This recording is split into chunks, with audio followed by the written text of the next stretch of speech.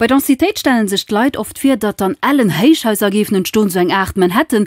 Mehr Densität feiert aber nicht zu meiner Lebensqualität. Da gëtt viel mat den engcht vun de Leiit gespielt. Méi Densitéit op enger Platz hecht net automatisch iwwerall. Wann du an Hecht gebaut gët, hecht dat normalerweis, dats de Küss, also den Bodenversichelung, dann auch Rof geht, entstehen méi Geringflächen a méi gros Bauseräim, wéi Zentralplaze, Spielplätzen an so weiter.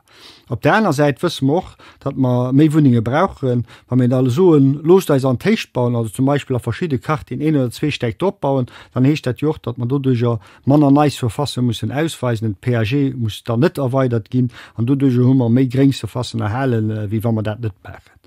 Et huet den da noch gesinn an der lechte Joen dat Teichhäuser, die en Sterne sinn eichter vu ganz heichwertsche Architektur sinn, aber stënd man engem Plattebau zu vergleiche sinn. En Heichhaus verleiint dat jo eng einer Form von Urbanismus an du muss so, dat mir zu Lützeburg an der lechte Joen en ziemlich zersiedelten Urbanismus geflecht hun, viel Häuser gebaut, wenig Densitéit an die neii PAG die weisen aber do an eng einer Richtung.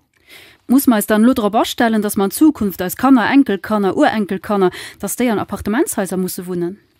Muss wohnen auch schon ein gut froh, wenn wir stelle fest, dass an der letzten Jahren überhaupt die letzten zinkende Bau von Wohnungen an Residenzen zurückgeholt wird. Das ist aber ein Trend, der schon lange unhält, an nächster auch Gesellschaftsoriginen hat, natürlich auch Originen am Baureglement. Mehr Informationen fand ihr auf www.lu dem Portal finden.